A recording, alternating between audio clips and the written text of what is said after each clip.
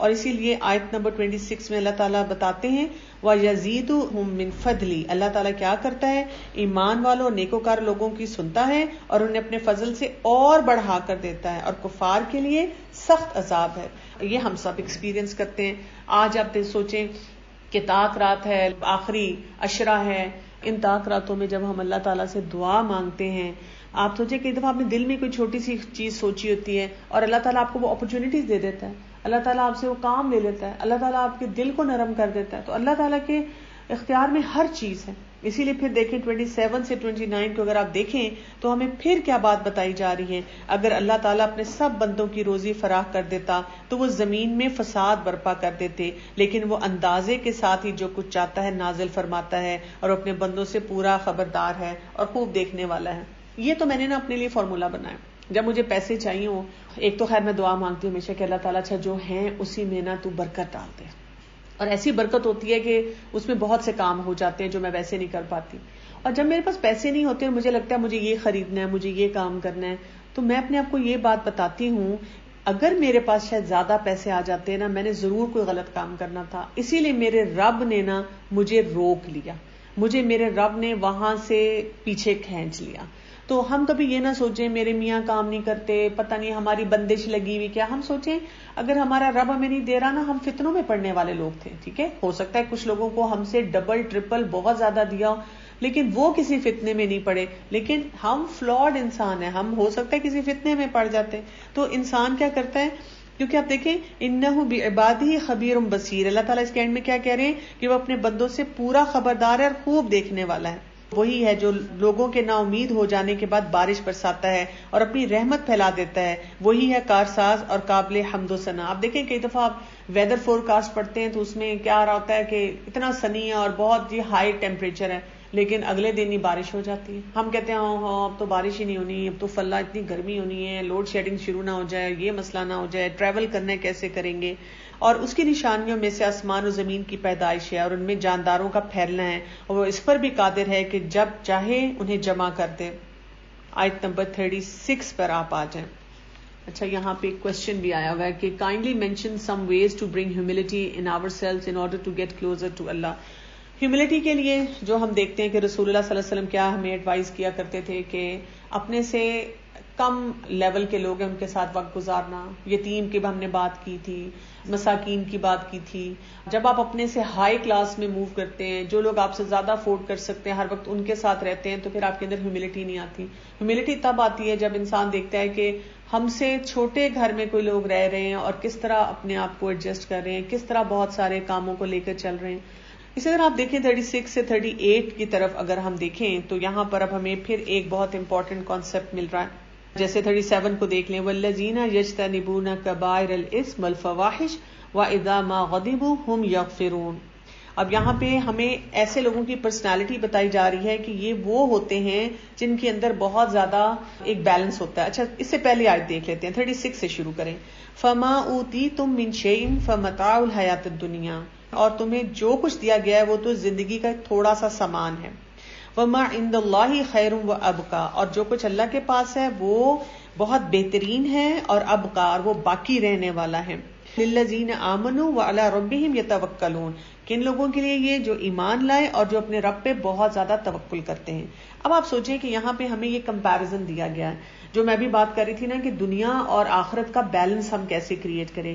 دنیا کیا ہے؟ دنیا آپ ایسے سوچیں کہ جیسے آپ کبھی پکنک پہ جاتے ہیں یا آپ کے گھر بہت سے گیسٹ آتے ہیں تو آپ ڈسپوزیبل کراکری یوز کرتے ہیں، ڈسپوزیبل پلیٹس ہیں، پیپر کپ یوز کر رہے ہیں، پلاسٹک کے اسپونز وغیرہ یوز کر رہے ہیں، تو آپ اس ڈسپوزیبل چیز جب آپ یوز کرتے ہیں تو یوز کرنے کے بعد آپ اس کو ڈسکارڈ کر دیتے ہیں، اس سے کام پورا لیتے ہیں لیکن اب اس کے بعد اس کو ڈسکارڈ کر دیتے ہیں۔ اسی طرح سے جو آپ کی بیسٹ کراکری ہے اس کو آپ یہ نہیں کرتے کہ آپ نے جی بہت اچھا کوئی سیٹ لیا ہوا ہے اور بہت برانڈیڈ کوئی آپ کے پاس کراکری کا ڈنر سیٹ ہے اور اب آپ نے اس کو ٹیبل پہ لگایا، سب نے کھانا کھایا، اس کے بعد آپ اسی طرح سے اس کو ڈسپوز آف کر دیں۔ تو دنیا کی زندگی اس طرح ڈسپوزیبل ہے، یعنی اس کو ہم نے یوز تو کرنا ہے لیکن یوز کرنے کے بعد وہ ختم ہونے والی ہے، وہ ایسی نہیں ہے، اس پہ اتنی انویسٹمنٹ نہیں کرنی کہ اس کو دھو کے سجا کے رکھتے جانا ہے، وہ یوز کرنے کے بعد فارغ ہو جائے گی۔ جو اللہ کے پاس ہے وہ ہر وقت رہنے والا ہے. لیکن یہ ملے گا کس کو؟ یہ ان لوگوں کو ملے گا جو ایمان لانے والے ہیں اور اپنے رب پہ توکل کرنے والے ہیں, مکمل بھروسہ اللہ پہ کرنے والے ہیں.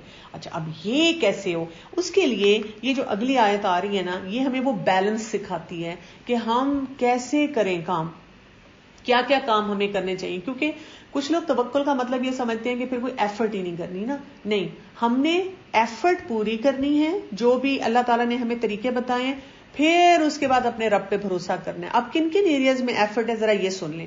وَالَّذِينَ يَجْتَنِبُونَ كَبَائِرَ الْإِثْمِ وَالْفَوَاحِشَ وَإِذَا مَا غَضِبُوا هُمْ يَغْفِرُونَ, اور وہ کبیرہ گناہوں سے اور بے حیائی سے بچتے ہیں. مثلاً آپ کسی ایسی گیدرنگ میں چلے جائیں جہاں حرام کام ہو رہے ہیں, آپ کے میرا رب مجھے بچا لے گا, میں نے دعا مانگ لی ہے, میں نے پروٹیکشن کی دعائیں پڑھ لی ہیں, اللہ نے مجھے بچا لینا وہاں سے. نہیں, آپ اپنے آپ کو خود اس ماحول میں لے کے جا رہے ہیں. بہت سے ماں باپ یہ غلطی کرتے ہیں, وہ کہتے ہیں میرا بچہ بہت نیک بہت شریف ہے, اس کو میں نا اچھے اسکول میں پڑھاؤں گی. کوئی بات نہیں اگر وہاں پہ وہ بون فائر ہوتا ہے, میوزیکل ایوننگز ہوتی ہیں, لڑکے لڑکیاں جڑ کے بیٹھتے ہیں, میرا بچہ ایسا نہیں ہے. یہ توکل کے منافی بات ہے.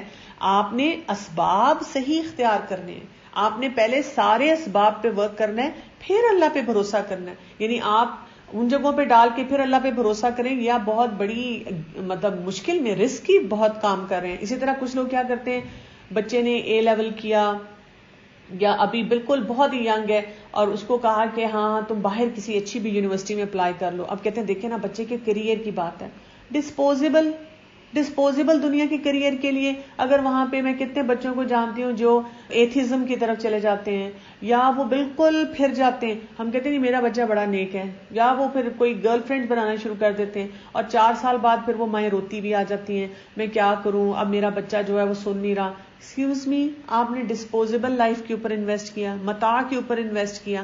آپ کو ہر جگہ پہ یہ سوچنا ہوگا یہاں پر کوئی کبیرہ گناہ تو نہیں زیادہ ہو رہے, کیونکہ دیکھیں وہ تو ہر جگہ ہیں. اب جیسے لوگ کہتے ہیں نہیں جی ہمارے پاکستان میں کم مسئلے ہیں, توبہ توبہ توبہ, آپ جائیں ذرا کالج یونیورسٹی. لیکن جو کچھ بھی ہے یہاں پہ ایٹ لیسٹ ابھی تک حرام کو حرام سمجھا جاتا ہے. آپ سڑک کے اوپر اگر شراب کی بوتل لے کے پھریں گے تو ہر شخص آپ کو بری نظر سے دیکھے گا, آپ کو پکڑا جائے گا. آپ اگر بوائے فرینڈ گرل فرینڈ چھپ کے ہی ملیں گے. کچھ لمیٹڈ سرکلز ہیں, لمیٹڈ سرکل میں تو ہر جگہ کوئی نہ کوئی گناہ ہوتا رہا, انبیاء کے دور میں بھی ہوتا رہا, صحابہ کے دور میں بھی ہوتا رہا. لیکن کھلم کھلا تو یہ نہیں ہے, کھلم کھلا کلچر تو نہیں ہے نا کہ ہر جگہ بوائے فرینڈ گرل فرینڈ ہونا بہت ضروری ہے. وہاں پہ تو آپ کی کوئی نہ کوئی حد بندی ہے. تو سب سے پہلے اسباب میں کیا ہے, ہر اس جگہ سے اپنے آپ کو بچانا ہے جہاں کبیرہ گناہ ہو رہے ہیں. ایسی جاب میں نہیں جانا جہاں پہ ہر وقت جھوٹ بولنا پڑے, ایسی گیدرنگز میں نہیں جانا جہاں پہ فواحش ہو رہے ہوں, غلط کام ہو رہے ہوں. چھوٹے موٹے تو ہر جگہ ہی ہو رہے ہیں, جو آپ کی اپنی فیملی سسٹمز میں بھی ہو رہے ہیں, لیکن میکسیمم اپنے آپ کو بچانا ہے. پھر وَإِذَا مَا غَضِبُوا, اور جب ان کو غصہ آتا ہے تو وہ کیا کرتے ہیں, وہ معاف کر دیتے ہیں. Anger management. اب جیسے یہاں پہ بھی آپ دیکھیں لوگوں کا توکل کا کیا سٹائل ہے, کہتے ہیں دراصل ایکچولی پتہ ہے میری جینز میں ہے, جینیٹک ہوتا ہے نا یہ غصہ آنا. کیونکہ دیکھیں میرے دادا کو بھی آتا تھا اور نانا کو بھی آتا تھا اور اما ابا کو بھی آتا تھا, تو ظاہر ہے مجھے بھی آنا ہے, وہ جینیٹیکلی میرے اندر آیا ہے. میں نے بڑی کوشش کی ہے کہ میں یہ نہ کروں. نہیں جی ایکسکیوز می, یہ جینیٹک نہیں ہوتا. جتنی چیزوں پہ اللہ تعالیٰ کی طرف سے پوچھ ہے ہمارے لیے, ان میں سے کوئی چیز جینیٹک نہیں ہے. وہ سب چیزیں وہ ہیں جن کے بارے میں ہمیں محتاط رویہ رکھنے کی ضرورت ہے. اب یہاں پہ کیا اسباب ہے, اینگر مینجمنٹ سیکھیں. جتنے لوگ مجھے آ کے بتاتے ہیں کہ جی میرا تو اینگر ایشو, میں کہتی ہوں اچھا پڑھی لکھی آپ؟ جی بیچلرز ماسٹرز اور بھی ڈگری ہیں, جاب بھی کر رہی ہوں, فیس بک اکاؤنٹ ہے, جی اسنیپ چیٹ بھی ہے, انسٹاگرام بھی ہے. اچھا اسمارٹ فون, ہاں جی بالکل اسمارٹ فون, لیپ ٹاپ, سب کچھ اللہ کا بڑا کرم ہے. اینگر مینجمنٹ پہ کوئی کتاب پڑھی ہے؟ نہیں. کہاں سے ملے گی؟ بک شاپ سے ملے گی. اینگر مینجمنٹ پہ کوئی آرٹیکل پڑھا ہے؟ نہیں. یوٹیوب پہ جا کے ڈرامہ وغیرہ دیکھ لیتے ہیں, مووی دیکھ لیتے ہیں, ہاں جی. وہاں پہ آپ نے کبھی ٹائپ کیا اینگر مینجمنٹ, اس کے اوپر کوئی ٹپس, اسلامک ٹپس مل جائیں گی آپ کو, ایکسپرٹس کے مل جائیں گی, ورک شاپس مل جائیں گی؟ نہیں. تو پھر آپ کیسے ایکسپیکٹ کریں؟ کوئی وظیفہ نہیں ہے جو میں پڑھوں تو میرا غصہ ٹھیک ہو جائے. نہیں, آپ نے دعائیں مانگنی ہیں اللہ سے, سجدوں میں جا کے مانگیں, صدقہ دیں, وہ سارے کام کریں, لیکن اسباب تو پہلے اختیار کریں. اسباب اختیار کر کے پھر اللہ کے اوپر توکل کرنا ہے. اور پھر اس کے بعد آگے کیا کہا گیا؟ اور اپنے رب کے فرمان کو قبول کرتے ہیں. یہ بھی یہاں پہ پتا چل رہا ہے والذین استجابوا لربہم. اب آپ نے سارے اسباب اختیار کیے لیکن کیا ہوا کہ نہیں وہ کام ہو سکا، تو آپ مانتے ہیں، آپ کہتے ہیں بس ٹھیک ہے اللہ کا فیصلہ، کسی کی ڈیتھ ہو گئی اللہ کا فیصلہ، کوئی بیمار ہوا اللہ تعالیٰ ہمیں کچھ سکھانا چاہ رہا ہے، بزنس ڈاؤن ہوا بھئی ہم نے تو بہت استخارہ کیا تھا، اللہ سے مدد مانگ کے کیا تھا، بہت ساری ریسرچ کی، بس اللہ کا فیصلہ الحمدللہ. شادی بریک اپ ہو گئی بھئی اللہ کا فیصلہ، اللہ سے ضرور کوئی اس میں بہتری لائے گا، بس ختم ہوگی بات. اس کو ڈریگ نہیں کرتے، اللہ سے شکوے شکایتیں نہیں کرتے وہاں پر، اور پھر نماز کی پابندی کرتے ہیں وقام الصلاۃ، اور پھر اس کے بعد بھی نہیں، اور ان کا ہر کام آپس کے مشورے سے ہوتا ہے. شورا بینہم، آپس میں مشورہ. یعنی اس سے ہمیں کیا پتا چلتا ہے کہ ہم اپنے ببل میں نہیں رہ سکتے اس دنیا میں، ٹھیک ہے نا، کہ me my life my phone my wifi, یہ نہیں ہے، یہ ہماری لائف نہیں ہے. ہماری لائف کیا ہے؟ ہم کنیکٹڈ ہیں. There are people who are affected by our decisions. ہمیں یہ چیز سمجھنے کی ضرورت ہے. مشورہ لینے کا کیا مطلب ہے؟ بھئی آپ اگر ہسبینڈ سے مشورہ لیتی ہیں اس لیے کہ ہسبینڈ کے ساتھ آپ کا کوئی تعلق ہے، ہو سکتا ہے وہ اس چیز سے اگری نہ کریں، ان کا کوئی اور کام ہے. بچوں سے بھی مشورہ لینا ضروری ہوتا ہے، بچوں سے بھی بات کریں. جیسے کئی مائیں کیا کرتی ہیں، بچوں پہ بم پھاڑتی ہیں، اٹھو اٹھو ابھی ابھی فوراً. لیکن اگر آپ ان کو تھوڑا سا ٹائم دیں، مشورہ لیں، کیا خیال ہے بیٹا ہم اگر قرآن پڑھنے جائیں، کیا خیال ہے اگر ہم اس دفعہ یہ کر رہے ہیں، کیا خیال ہے ہمارا بل بہت زیادہ آ رہا ہے اور ابا کا آج کل جو ہے بزنس ڈاؤن ہوا ہوا ہے، تو اگر ہم ایک کمرے میں تھوڑی دیر کے لیے سو لیں یا اے سی ایسے چلا لیں، یا کیا خیال ہے اگر اس دفعہ ہم چیریٹی یہاں دے دیں. نہیں، ہم تو امپوز کرتے ہیں. مشورہ دینا ایک دوسرے کو اور مشورہ لینا، اور جو ہم نے انہیں دے رکھا ہے اس میں سے وہ ہمارے نام پر دیتے ہیں. دیکھیں کس قدر خوبصورت طریقے سے یہ پورا پروفائل بنایا گیا ہے، اور ہمیں یہاں سے پتا چلتا ہے یہ پیکج ہے توکل کا. یعنی اسباب آپ پورے اختیار کریں. جب آپ نے اسباب پورے اختیار کر لیے، اب آپ کا بھروسہ اللہ پہ. اللہ پہ بھروسہ کیا ہے؟ آپ پکا یقین رکھتے ہیں کہ اللہ تعالیٰ نے جو آپ کی قسمت میں رکھا ہے وہ اللہ تعالیٰ آپ کو دے گا. اور اگر اللہ تعالیٰ آپ سے کوئی چیز روک رہا ہے تو اس میں بھی آپ کو کوئی فائدہ ہوگا. جی، اور یہاں پہ کیونکہ گناہوں کا ذکر آیا ہے تو یہ بھی یاد رکھ لیں کہ گناہوں کی ڈیفینیشن کیا ہوتی ہے. گناہ وہ جو دل میں کھٹکے، اور یہ کہ تمہیں لگے کہ لوگوں کو معلوم ہو جائے گا، تم اس بات سے گھبراؤ. اگلی سورت پہ ہم آ جاتے ہیں، سورہ زخرف. بسم اللہ الرحمن الرحیم. حامیم والکتاب المبین انا جعلناہ قرآنا عربیا لعلکم تعقلون. اور اس میں کیا رہا ہے؟ حامیم، قسم ہے اس واضح کتاب کی، ہم نے اس کو عربی زبان کا قرآن بنایا ہے کہ تم سمجھ لو. یقیناً یہ لوح محفوظ میں ہے اور ہمارے نزدیک بلند مرتبہ حکمت والی ہے. جو سورت شروع ہوتی ہے اللہ سبحانہ تعالیٰ وہاں پہ ہمیں قرآن کے بارے میں بتاتے ہیں، قرآن کی عظمت کے بارے میں بتاتے ہیں. لوح محفوظ کا ذکر ہے. لوح محفوظ کے بارے میں بھی ہمارا کانسیپٹ درست ہونا چاہیے. جو ہمیں حدیث سے پتا چلتا ہے کہ سب سے پہلے اللہ نے قلم کو بنایا اور قلم کو کہا کہ جو کچھ دنیا میں ہونا ہے وہ لکھ دیا، اور 50,000 سال پہلے سب چیزوں کے آنے سے پہلے سب کچھ لکھ دیا گیا اور اس کو لوح محفوظ میں رکھ دیا گیا. اب وہی بات ہے، پھر ہم پریشان کنفیوز ہوتے ہیں کہ اچھا یہ کیا ہے. بس اللہ نے ہمیں بتا دیا، ہم نے اس چیز کو مان لیا اور ہم اس کے مطابق جو ہیں اپنے تمام معاملات کو لے کے چلتے ہیں. آیت نمبر 13 اور 14 میں دعا بتائی گی جو ہم سفر کے لیے پڑھتے ہیں.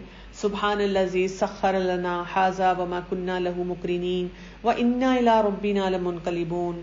پاک ہے وہ ذات جس نے اسے ہمارے بس میں کر دیا حالانکہ ہم اسے قابو کرنے کی طاقت نہ رکھتے تھے. ایسے کریں، جو لیڈیز ہیں خاص طور پہ جو گاڑی چلاتی ہیں، ذرا گاڑی میں بیٹھنے سے پہلے ذرا بونٹ کھول کے ذرا انجن کو دیکھیں ایک نظر. چکر تو آپ کو ضرور آئیں گے، پریشانی تو ضرور ہوگی کہ یا اللہ اس میں کیا کچھ ہے.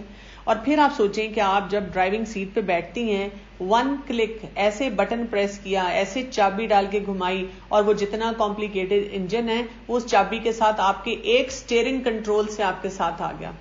یہ اللہ کا کمال ہے. اللہ نے وہ ہمیں عقل دی، اللہ نے ہمیں ساری فیسلٹیز دی کہ یہ نہیں کرنا پڑتا کہ ہر مشین کے لیے ایک ہمیں الگ چیز چلانی پڑتی ہے. اللہ نے ہر چیز کو ہمارے قابو میں کر دیا. جانوروں کو بھی دیکھیں، ایک شخص جا رہا ہوتا ہے اور اس نے وہ سارے جانور اس کے پیچھے چل رہے ہوتے ہیں. گھوڑوں کو ٹیم کر لیا جاتا ہے اور جانوروں کو ٹیم کر لیا جاتا ہے. اور اس میں ایک اور سبق ہمارے لیے کیا ہے؟ وَإِنَّا إِلَىٰ رَبِّنَا لَمُنْقَلِبُونَ. اور مجھے بھی اللہ کی طرف جانا ہے. جیسے آج میں اپنے سفر کے لیے نکلی ہوں، کہیں کام کے لیے نکلی ہوں، ایک وقت آئے گا کہ مجھے بھی اسی طرف جانا ہوگا. آیت نمبر 17 کو اگر آپ دیکھیں تو اس میں پھر کیا مثال آ رہی ہے کہ ان میں سے کسی کو جب اس چیز کی خبر دی جائے جس کی مثال اس نے اللہ رحمان کے لیے بیان کی تو اس کا چہرہ سیاہ پڑ جاتا ہے، وہ غمگین ہو جاتا ہے. بیٹیوں کی بات ہو رہی ہے کہ جب کیونکہ یہ جیولری کا ذکر آ رہا ہے نا یہاں پہ. زخرف جو ہوتا ہے وہ جیولز کو کہتے ہیں, تو جیولری کے ذکر کے ساتھ یہ بات کی جا رہی ہے کہ جب ان کو بیٹیوں کی خبر دی جاتی ہے تو ان کی حالت جو ہے وہ کیسی ہو جاتی ہے. یہ آیت نمبر 35 میں اگر آپ دیکھیں تو اس کا ذکر ہے وَالزُّخْرُفَ. یہ سب کچھ یوں ہی ساتھ دنیا کی زندگی کا فائدہ ہے, اور آخرت تو آپ کے رب کے نزدیک صرف پرہیزگاروں کے لیے. سونا ویسے ہی بہت مہنگا ہو چکا ہے, پہنا نہیں جاتا, اب تو دور دور سے دیکھتے ہیں. پہلے بھی ہر وقت تو انسان افورڈ نہیں کر سکتا, لیکن جب جاؤ کوئی نہ کوئی گولڈ کی چیز اچھی لگتی ہے. تو ایسے موقع پہ انسان فرسٹریٹ نہ ہو کہ میں افورڈ نہیں کر سکتی, پتہ نہیں لوگ کیسے اتنی ایکسپینسو چیزیں اور سب کچھ افورڈ کر لیتے ہیں. ہم سوچے کوئی بات نہیں, متاع الحیات الدنیا, دنیا کی زندگی کا سامان ہے, نہیں مجھے ملا تو اٹس اوکے, اللہ تعالیٰ آخرت میں دے گا نا. ہاسٹل میں آپ کتنا انویسٹ کرتے ہیں, ٹریولنگ کے لیے جاتے ہیں کتنی چیزیں, ساری وارڈروب تو نہیں لے کے جاتے نا, تو اب ہم تھوڑی سی چیز ہی لے کے جاتے ہیں. ایون دیکھیں جو بہت بڑے کنگ اور بہت امیر لوگ ہیں, انہوں نے اپنے پرائیویٹ جیٹس لیے ہوئے ہیں, ٹھیک ہے جی, اس میں انہوں نے بیڈ روم بھی رکھا ہے اور گیسٹ ایریا بھی رکھا ہے اور پتہ نہیں کیا کیا کیا فیسلٹیز اپنی رکھی ہیں, لیکن جو کمپیئر ٹو جو ان کا بیسک ہوم گراؤنڈ ہے ویسی چیز تو پھر بھی نہیں نا ہوتی. تو دنیا کو بھی اسی نظر سے دیکھنا چاہیے. اسی لیے اب آپ دیکھیں آیت نمبر 36 یہاں پہ بہت امپورٹنٹ ہے. وَمَن يَعْشُ عَن ذِكْرِ الرَّحْمَٰنِ نُقَيِّضْ لَهُ الشَّيْطَانُ فَهُوَ لَهُ قَرِينٌ. بہت امپورٹنٹ, اس کو تو ہائی لائٹ کریں اپنے پاس. اور جو شخص رحمان کی یاد سے غفلت کرے ہم اس پر ایک شیطان مقرر کر دیتے ہیں اور وہی اس کا ساتھی ہوتا ہے. اللہ تعالیٰ ہم سب کو اس چیز سے بچا کے رکھے, ہم ان لوگوں میں نہ آئیں. آپ دیکھیں جو چیز بھی استعمال نہیں ہوتی, مثلاً ایک مشین آپ نے نہیں استعمال کی کافی عرصہ, رسٹ ہو جائے گی. ایک گیجٹ ہے, اس کو آپ رکھے استعمال نہ کریں, آؤٹ ڈیٹڈ ہو جائے گا. آپ کچھ عرصے بعد کہیں گے یہ تو کسی بیکار ہے, یہ تو اب آج کل کی ٹیکنالوجی کے ساتھ چل ہی نہیں سکتا.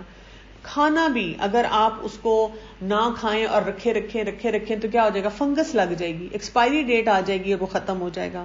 تو یہاں پہ اللہ سبحانہ تعالیٰ کیا بتا رہے ہیں کہ یہ جو خالی دماغ ہے, جیسے ہمارے بزرگ کہا کرتے تھے, یہ شیطان کا گھر ہے, اور اپنے آپ کو اس چیز سے بچانے کی بہت زیادہ ضرورت ہے.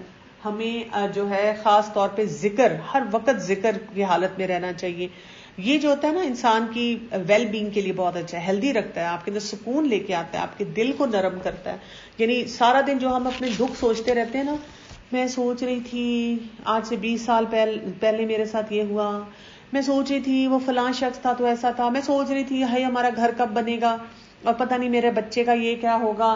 ابھی مجھے ایک خاتون ملی, وہ کہتی میں تو دل کی بھی مریض ہو گئی ہوں, بلڈ پریشر کی بھی مریض ہو گئی ہوں. اچھا آپ کیوں ایسی مریض ہو گئی ہیں, کیا ہوا, اللہ تعالیٰ آپ کو صحت تندرستی دے. دراصل میری بیٹی کا ابھی تک رشتہ نہیں ہوا نا, تو میں اس کے لیے بڑی پریشان ہوں, تو میں پھر سارا دن یہی سوچتی رہتی ہوں. تو میں نے کہا دیکھیں اس کے سوچنے سے تو رشتہ نہیں ہونا, بلکہ کیا ہو رہا ہے, گھر میں لڑائی جھگڑے ہو رہے ہیں, بچے بھی الگ پریشان ہیں, اور ابا اور اماں کے الگ جھگڑے پھر اس وجہ سے ہو رہے ہیں. تو میں نے ان سے کہا اس سے بہتر نہیں ہے کہ آپ ایسے موقع پہ اپنے رب کا ذکر کریں. جتنا زیادہ آپ اللہ کا ذکر کریں گی, آپ دیکھیں گی کہ انشاءاللہ آپ کے مسئلے زیادہ حل ہو جائیں گے.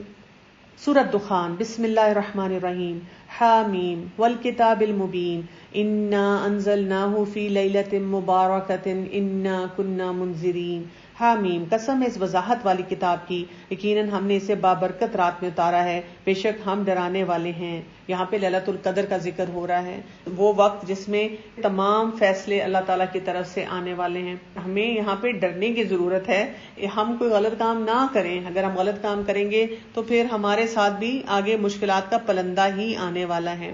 آیت نمبر 10 کو دیکھیں, آپ اس دن کے منتظر رہیں جبکہ آسمان ظاہر دھواں لائے گا. دخان جس نام سے یہ صورت ہے, یعنی زمین جو ہے وہ کیا ہو جائے گی, وہ سب کچھ بدل جائے گا. جو کچھ ہم اس کو دیکھ کے سوچتے ہیں یہ کیسا ہے, ایک ایسی اس کی حالت ہو جائے گی جس کے بارے میں لوگوں نے گمان ہی نہیں کیا ہوگا کہ وہ کیا چیز ہے. آیت نمبر 25 سے 29 تک کو دیکھیے. اور وہ بہت سے باغات اور چشمے چھوڑ گئے, اور کھیتیاں اور راحت بخش ٹھکانے, اور وہ آرام کی چیزیں جن میں عیش کرتے تھے. اسی طرح ہوگا, اور ہم نے ان سب کا وارث دوسری قوم کو بنا دیا. یعنی آپ دیکھیں کہ ہم اتنی چیزوں میں انویسٹ کرتے ہیں اپنی زندگی میں, لیکن آخر میں ہم وہ سب چیزیں چھوڑ جاتے ہیں. اور جن چیزوں کی وجہ سے ہم نے اللہ سے اپنا تعلق نہیں بنایا, جن چیزوں کی وجہ سے ہم نے وہ جو دین کے کرنے والے کام تھے وہ نہیں کیے, ہم اپنی زندگی میں بہت ساری چیزوں کے معاملات کو لے کر چلتے رہے, اور آخر میں کیا ہوا, وہ چیزوں میں سے کسی نے بھی ہمارا ساتھ نہیں دیا, کوئی چیز بھی جو تھی ہمارے کام نہیں آئی. پھر اس کے بعد جہنم کا بھی ذکر کیا جا رہا ہے یہاں پہ آیت نمبر 43 سے اگر 50 کی طرف آپ دیکھیں تو یہاں پہ اللہ سبحانہ تعالیٰ کیا فرما رہے ہیں، بے شک زقوم تھور کا درخت گناہگار کا کھانا جو مثل تل چھٹ کے ہے اور پیٹ میں کھولتا رہے گا مثل تیز گرم پانی کھولنے کے، اسے پکڑ لو پھر گھسیٹتے ہوئے جہنم تک لے جاؤ۔ اللہ تعالیٰ ہمیں سارے معاملات سے بچا کر رکھے، اللہ تعالیٰ ہمیں ہمارے لیے آسانیاں پیدا کرے، ہمیں ایسے اعمال کرنے کی توفیق عطا فرمائے کہ ہم اس قسم کے عذاب سے جو ڈسکرپشن یہاں دی گئی ہیں ان سب سے اپنے آپ کو بچا سکیں۔ آیت نمبر 51 سے 59 کو اگر آپ پڑھیں جنت کے لوگوں کا ذکر آ رہا ہے، لیکن یہاں پر میں خاص طور پہ فوکس کرنا چاہوں گی آیت نمبر 54 پہ، کذالک وزوجناہم بحور عین، حوروں کا ذکر آ رہا ہے، حوریں ہوں گی وہاں پر۔ اچھا، اب یہ جو کانسیپٹ ہے میں کیوں اس پہ بات کرنا چاہ رہی ہوں، کیونکہ اس کا بہت مذاق اڑایا جاتا ہے۔ میرے دل کو بہت تکلیف ہوتی ہے۔ کیوں تکلیف ہوتی ہے؟ میرے دل کو اس لیے تکلیف ہوتی ہے کہ اللہ تعالیٰ کی بنائی ہوئی کسی بھی چیز، کوئی جو اللہ تعالیٰ کے شاعر ہیں، آیات ہیں، نشانیاں ہیں جن کا ذکر قرآن میں ہے، ہمیں سوٹ نہیں کرتا کہ ہم اللہ کی بنائی ہوئی کسی کریشن، اللہ کے بنائے ہوئے کسی سسٹم کے بارے میں بھی کوئی بات کریں۔ اللہ سبحانہ تعالیٰ نے جو مومن مردوں اور عورتوں کے لیے جو جنت بنائی ہے اور جو اس میں داخل ہوں گے ان کے لیے بہت خوبصورتیاں وہاں رکھی ہیں، بہت آسانیاں وہاں رکھی ہیں۔ اور جنت کے بارے میں کیا آتا ہے کہ وہ ایسی جگہ نہ کسی آنکھ نے دیکھی، نہ کان نے سنی، اور نہ کوئی دماغ یا ذہن انسان کا اس کا احاطہ کر سکتا ہے۔ اور اس کے بارے میں یہ بھی آتا ہے کہ انسان جو چاہے گا وہاں پر اس کو ملے گا۔ اور اس میں ان انعامات میں سے مردوں کے لیے کیا کہا گیا کہ ان کو کیا ملیں گی؟ حور عین ملیں گی، ان کو حوریں ملیں گی۔ لیکن خواتین کو کیا کہا گیا؟ ان کے لیے بھی اسی کی مثل ان کے لیے بھی جو ہوگا، یعنی اب اس کی ڈسکرپشن بہت زیادہ نہیں دی گئی، یعنی ایک خاتون کے اچھا مردوں کو یہ کیوں ملے گی، ہمیں کیا ملے گا؟ بھئی آپ قرآن تو پڑھیں، آپ حدیث کا مطالعہ تو کریں تو آپ کو پتا چلے۔ اب یہاں پہ حوروں کی ڈسکرپشن بھی اگر آپ پڑھیں تو کیسی ڈسکرپشن آتی ہے؟ کیونکہ ہمارے دماغ میں کوئی حرم ہوتی ہے نا جہاں پہ عورتیں رکھی ہوئی ہیں، کیپس رکھی ہوئی ہیں، وہ والا کانسیپٹ آتا ہے، ماڈلز کی طرح ہیں اور انہوں نے پتہ نہیں کیسے ڈریسز پہنے ہوئے اور کیسی ادائیں دکھا رہی ہیں، جبکہ جہاں پر بھی ہم دیکھتے ہیں حوروں کا ذکر آتا ہے یا جنت کی خواتین کا ذکر آتا ہے، ہاں یہ ضرور آتا ہے کہ وہ آپس میں باتیں کر رہے ہوں گے، انجوائے کر رہے ہوں گے، لیکن ان کی جھکی ہوئی نگاہوں کا ذکر آتا ہے، خوبصورت سکن کلر کا ذکر آتا ہے، فلالیس بیوٹی کا ذکر آتا ہے، حیا کا ذکر آتا ہے۔ اچھا، یہ تو حوروں کا ذکر آ رہا ہے۔ اب ہم دیکھتے ہیں کہ جنت کی عورتوں کے لیے کیا ذکر آتا ہے۔ وہ کیا ہوں گی؟ وہ ورجنز ہوں گی، اور ان کا آتا ہے کہ وہ اپنے شوہروں کی ہم عمر ہو جائیں گی، خوبصورت ہوں گی، اور ان کی اندر اور باہر کی خوبصورتی ہوگی، اور وہ پیور ہوں گی۔ اور اس کے بارے میں یہاں تک آتا ہے جب ہم جنت کی خواتین کے بارے میں پڑھتے ہیں کہ جو جنت کی خواتین ہوں گی وہ حوروں سے زیادہ خوبصورت نظر آئیں گی۔ کچھ خواتین کو بہت اعتراض ہوتا ہے نا کہ یہ کیا بات ہوئی اور اس طرح سے، تو یہاں پہ بتایا جا رہا ہے کہ وہ جو جنت کی عورت ہوگی وہ اس قدر خوبصورت ہوگی کہ وہ اس کو کوئی میچ نہیں کر سکے گا کوئی بھی۔ لب لباب یہ ہے کہ جو نیک عورت ہوگی، جو صاحب ایمان عورت ہوگی، جس نے اللہ کے ساتھ اپنا تعلق مضبوط کیا ہوگا، جو ارن کر کے جنت میں جائے گی، وہ زیادہ خوبصورت ہوگی، اس کا ہائر سٹیٹس ہوگا۔ کیوں؟ اس لیے کہ اس نے ساری زندگی محنت کی ہے، اس نے اللہ کی خاطر اپنے آپ کو حرام خواہشات سے روک کے رکھا، اس نے اللہ کے احکامات کے مطابق اپنی زندگی گزاری۔ اور جو حور ہے وہ تو ایک جنت کی خوبصورتی ہے جو اللہ تعالیٰ نے کریٹ کر کے رکھ دیا، اس نے کوئی وہ کام نہیں کیا، وہ محنت نہیں کی اس کا لیول جو ہے وہ ہو سکے۔ تو اپنے پر فوکس کریں، حوروں کے اوپر کم فوکس کریں۔ اور اگر کوئی آپ کو گھر میں کوئی مرد کہتا بھی ہے کہ مجھے تو حوریں ملیں گی، تو لیٹ دیم انجوائے اٹ۔ آپ اپنا دل نہ تنگ کریں، آپ اپنے آپ کو دل میں سوچا کریں میں اس سے اتنی زیادہ خوبصورت ہوں گی، وہاں پہ جو ہے میرا کوئی کمپٹیشن نہیں ہوگا۔ اور دوسری بات یہ کہ اگر ان کو حوریں ملیں گی تو میری بھی جو خواہشات ہیں اس کے مطابق مجھے بھی بہت کچھ ملنے والا ہے۔ سورہ الجاثیہ، بسم اللہ الرحمن الرحیم، حامیم تنزیل الکتاب من اللہ العزیز الحکیم۔ حامیم، یہ کتاب اللہ غالب حکمت والے کی طرف سے نازل کی گئی ہے۔ یہاں پر یہ جو سورت ہے سورت جاثیہ، جاثیہ کا مطلب ہوتا ہے گھٹنوں کے بل آ جانا۔ یہاں پہ اللہ سبحانہ تعالیٰ نے بہت ساری اقوام کا ذکر کیا، اور وہی کہ ان تک اللہ نے پیغام بھیجا اور انہوں نے اس پیغام کو نہیں سنا، اس پہ نہیں توجہ دی۔ ہر جگہ کیا ہوا کہ ان کو آگے سے جھکنا پڑا، جو انہوں نے نہیں بات اللہ کی سنی تھی وہ اس کے مطابق ان کی مشکلات جو ہیں وہ بڑھتی چلی گئی۔ اور اس میں پھر لوگوں کے ایٹیچیوڈز کی بات ہو رہی ہے، کون سے کام لوگ صحیح کرتے ہیں، کون سے کام وہ صحیح نہیں کرتے ہیں. آیت نمبر 24 کو ہم دیکھ لیتے ہیں. یہاں پر 24 میں کیا آ رہا ہے کہ اب بھی تم نصیحت نہیں پکڑتے. وَقَالُوا مَا هِيَ إِلَّا حَيَاتُنَا الدُّنْيَا نَمُوتُ وَنَحْيَا وَمَا يُهْلِكُنَا إِلَّا الدَّهْرُ. اور انہوں نے کہا کہ ہماری زندگی تو صرف دنیا ہی کی زندگی ہے، ہم مرتے ہیں اور جیتے ہیں اور ہمیں صرف زمانہ ہی مار ڈالتا ہے. دراصل انہیں اس کا علم نہیں، یہ تو صرف قیاس اور اٹکل سے ہی کام لے رہے ہیں.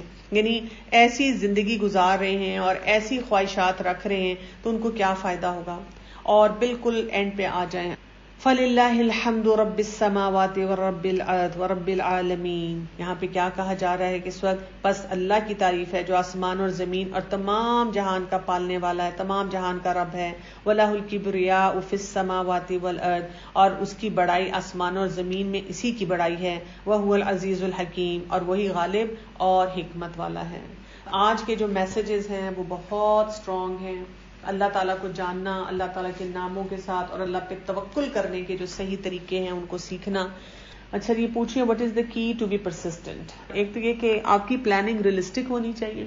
کئی دفعہ ہم اوور بورڈ پلاننگ کرتے ہیں، یعنی جو چیزیں مثلاً آپ سوچیں کہ اگر آپ 0 سے 10 تک سکور کریں اپنے آپ کو کسی بھی کام کے لیے، تو آپ اگر 0 پہ ہیں یا 1 پہ ہیں تو آپ ایک دم شوٹ لگا کے 10 پہ جانا چاہ رہے ہیں.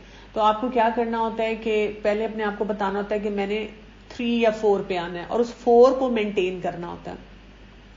اور پھر وہی بات ہے دعائیں بہت زیادہ، اور پھر یہ کہ اپنے پریکٹیکل پرابلمز بھی دیکھنے ہوتے ہیں کہ اگر میں 4 کو بھی مینٹین نہیں کر پا رہی تو ریئلسٹکلی میرے مسئلے کیا ہیں، کس وجہ سے یہ مجھے پرابلم آ رہی ہے. ہم دکھی تو ہو جاتے ہیں، ہم گلٹ میں تو چلے جاتے ہیں، لیکن ہم اینالائز نہیں کرتے.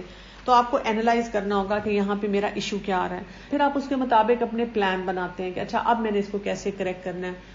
اور پھر آپ کے ارد گرد ماحول ایسا ہونا چاہیے، ریمائنڈرز کا سسٹم ہونا چاہیے، قرآن کے ساتھ آپ کی کنیکٹیوٹی ہر وقت ہونی چاہیے. صرف وہی بات ہے سیزنل مسلمان ہم نہ ہو کہ صرف رمضان میں پڑھا اور اس کے علاوہ نہیں.